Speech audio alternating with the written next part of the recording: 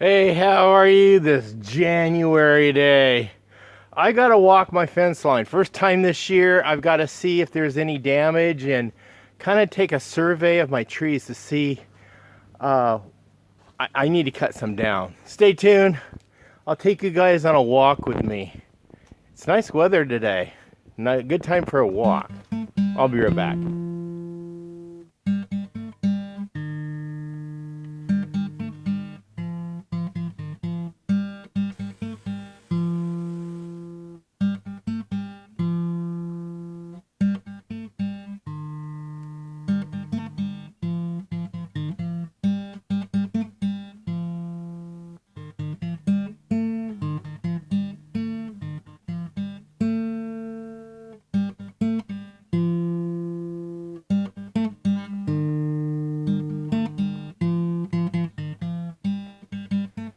Hello, welcome back to Pine Meadows Hobby Farm. I'm your host, Jerry Hansen. Decided to take a walk today because look at the weather. It's nice. Yes, it's nice today. And I'm accompanied by my goats. Yeah, so I'm not alone. And I'm up here in my forest on my mountain that I own.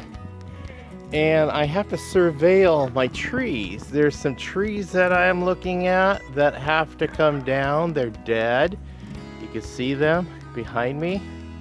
Yeah, but mainly I'm just checking my fence line today to find out if there's anything I need to cut off the fence with that chainsaw that I got, and also repair fences. So just check this out. This one's dead. I have to cut that one down, and that one, and that other one, and looks like that one, and that one, and that one, and that one, and that one, and that one. Oh, and that one. Oh, and there's one over there. There's two over there. There's one right there. But the rest of these look pretty good. Yeah, they've been stressed from the drought, and also from windstorms. Blew all those down. You could tell they all blew down in the same direction. So yeah, that's a lot of timber there. This big one you see laying here, I had that cut down a couple of years ago. It was too big for me to cut down, so I hired a guy to do it. And this is a sugar pine, and that's what this is too. This one right here, that's a sugar pine.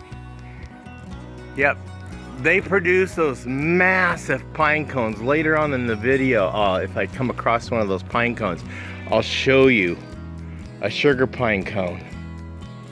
Yeah, there's my pregnant doe.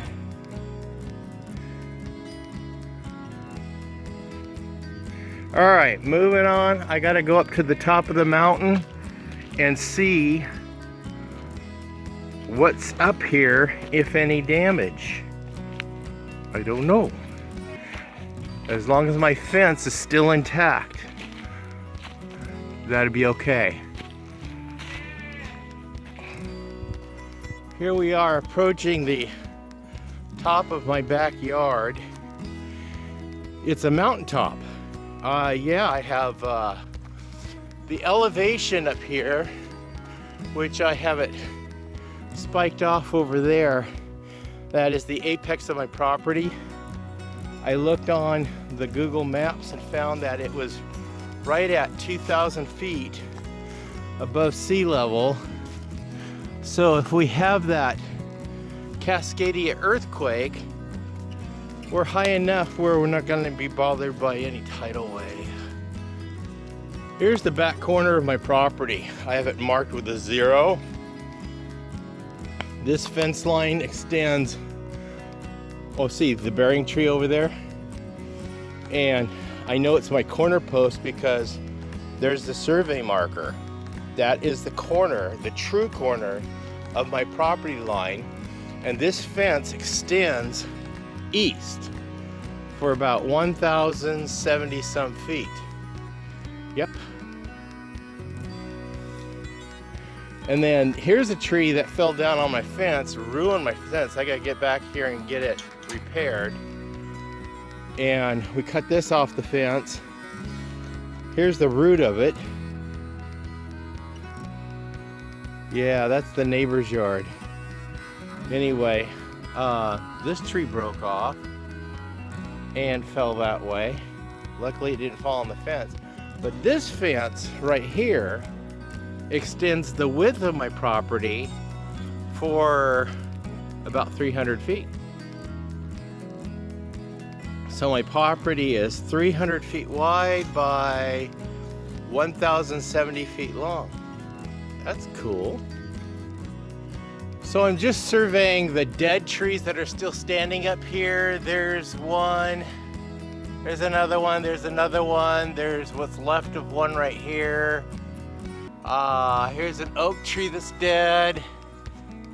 And this one's inside my fence line. So right back on the corner of my property, there's about, oh, that's on the other side of the fence. I can't worry about that, and there's another one. Gosh. It looks like the ones that are dead are primarily ponderosa pine. Yep. And a couple of sugar pine. There's the post I staked out that indicates the apex, the very top of my property. Because right behind it is that pole right there. That is 100 feet from my property line that way and 200 feet from the other corner of my property that way. I put in, when I bought the property, the first thing I did was bring in the fencing and put all this new fencing in and these poles. I packed in cement. I had to walk in a digger, an auger that augers this out. And I found the property line and ran the string. Here's what's left of the string, because the original property line assumed was, see that pole right there? 12 feet beyond the real property line. I wanted to be honest with my neighbors and make sure that my property line is my property line and I wasn't encroaching on their property. I didn't want problems in the future. Right there, that right there is a sugar pine cone. Oh, here's another one. Sugar pine cones, they're huge. Here's my foot. Yep, that's a medium-sized sugar pine cone. They get big, and then here's other pine cones. These are like fir. See how big they are? Small.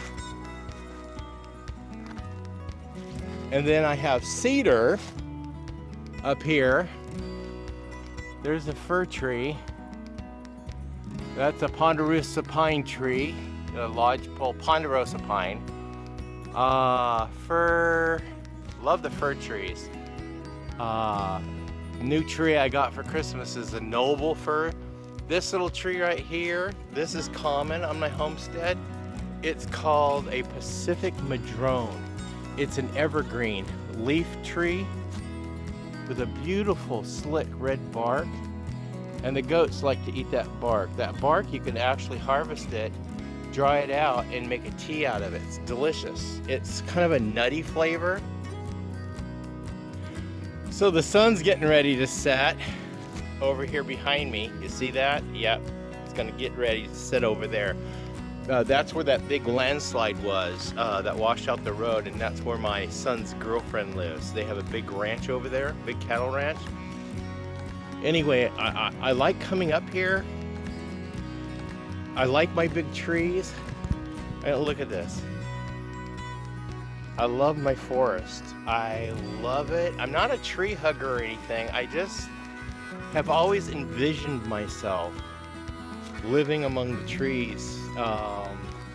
Never imagined I would ever own a mountain. Never imagined I would ever own a mountain.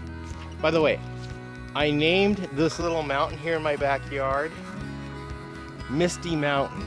I named it Misty Mountain because when Marty Rainey and Matt Rainey, his son, and his daughter Misty were here filming that reality show for Discovery Channel, I hadn't thought about giving my mountain name yet.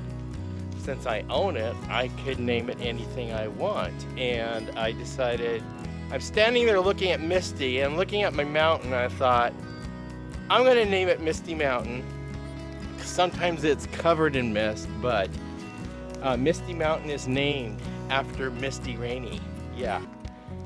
So she's got my mountain named after her. Yeah. Beautiful, beautiful up here. Gorgeous. I love it. I come hunting morel mushrooms up here, and I'm thinking of getting one of those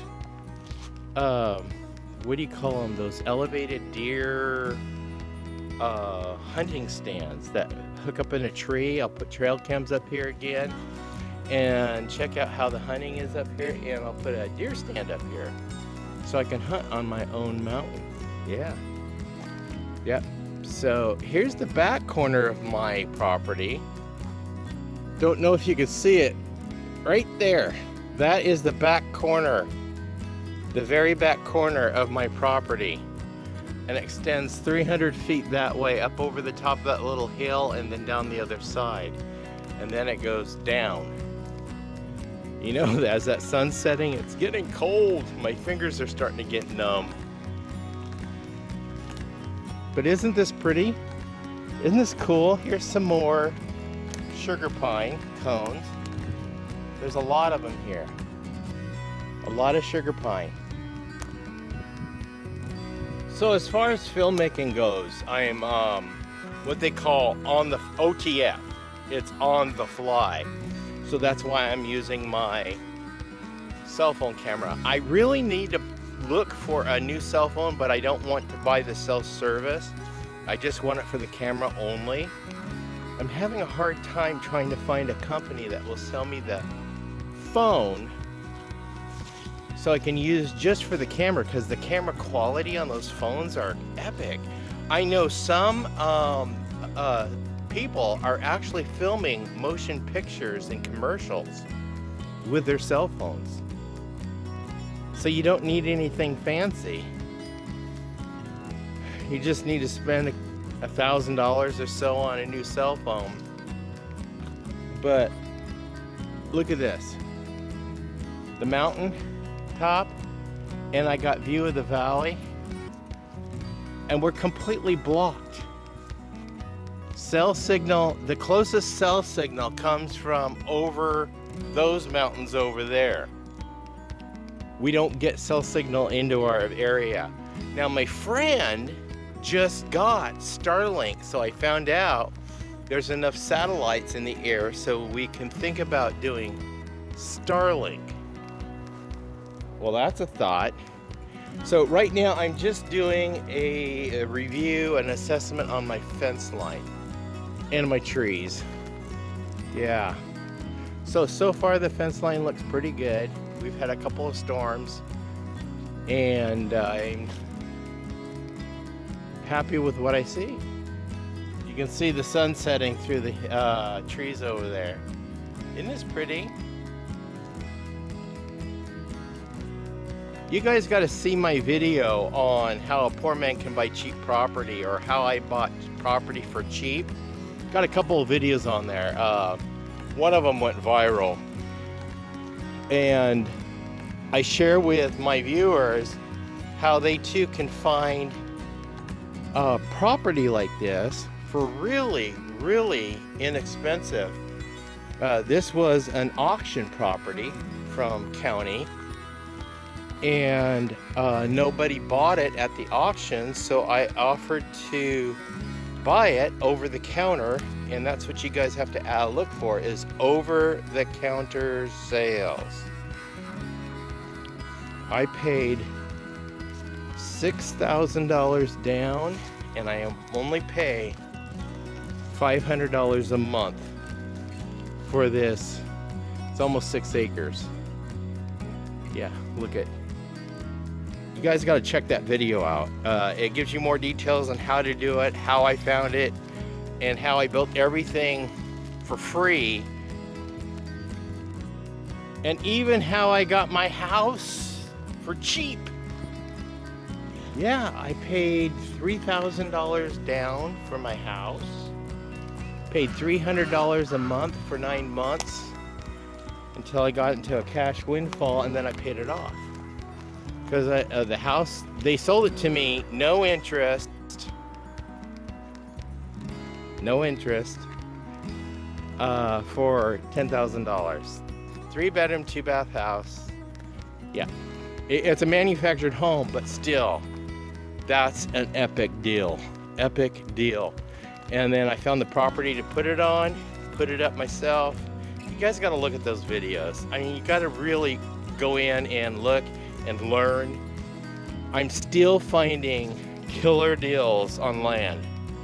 And there's always killer deals on mobile homes and manufactured homes you can find. There's one manufactured home or mobile home, it's a mobile home, up the street. You could probably get it for $1. Seriously, you could probably get it for $1 and take it to some cheap land that I found over in the next county. Yeah, really cheap land. I think I found 5 acres for $6,000. Can't beat that. Yeah, you can't beat that. So the fence looks intact, no damage. I haven't walked it for several months, and this is the closest neighbor I have, and that's it. Just right there, closest neighbor I have, and no problems. Really like the folks. They're very kind people, and yeah, just keep the fence repaired and keep the goats on my side of the fence. And also keep my dead and dying trees on my side of the fence. I had to come up here because they alerted me to a tree that fell down. Yeah, that tree. I cut it up. Anyway, a tree fell across the fence. I had to repair the fence. Cut the tree up and throw everything on this side of the fence. So there it sits. I'll probably burn it off this spring, or just let them rot. I'm not sure. We'll see what it does. But I do have my land cleared up. I do have it cleared up through all for fire suppression. Look at that. I followed the rules. I followed code. I limbed up my trees. I got some more limbing up to do, but I cleared out all the brush, and I worked hard on it for years and getting it all cleared up and burned up and cleared out for fire suppression and creating a defensible zone around my outbuildings. Now around the house, we have to have at least 100 feet around it. So as you can see, it's really cleared up, because that's the benefit of choosing goats to help me with the mitigation of fire. There's a couple of trees that fell down since last summer. I got to come out and cut those up and get them burned up. I got a pile started there, so I'll get this all cleaned up, but not too worried. I just need to protect my well and my outbuildings, but mainly the house. That's what they want me to protect, is my house. That big tank, that's for fire suppression, and if the power fails, I have extra water to be able to water my livestock, and also shower and bathe with and wash dishes. Yeah. I got this gate for free. Got a lot of stuff for free. Anyway, that's my story. This is my homestead. fence looks in really good condition. So, I know I rambled on, but it was stuff that is important to me that I wanted to share with you guys, that when you own land, you have to be aware of and take responsibility for being the landowner and being the guardian of the land and being responsible. And that's just basically what this show is about, is sharing with you guys the responsibility I'm taking on at maintaining the land, keeping my home and my outbuildings safe, and also maintaining the dead and dying trees. Life happens, death happens, and I just wanted to share that with you guys. Yep, so I'm home now. My hand is frozen, sun went down, and it is cold because it's January. Hey, thank you for joining me on this adventure. I'm your host, Jerry Hansen. This is Pine Meadows Hobby Farm. Yep, we're a frugal homestead tucked high in the Cascade Ranges of the Pacific Northwest. Please stay tuned to more videos. You can do that by subscribing, clicking that bell icon. That alerts you to new videos as I upload them. Give us a thumbs up. Click that share button, sharing my videos on your social media platforms. That really helps out the channel. Yep, and thank you for following me along on this OTF, on the fly video. I didn't intend on making this video when I went out to check my fence line, but you guys got a special. We'll see you guys later. Bye-bye now.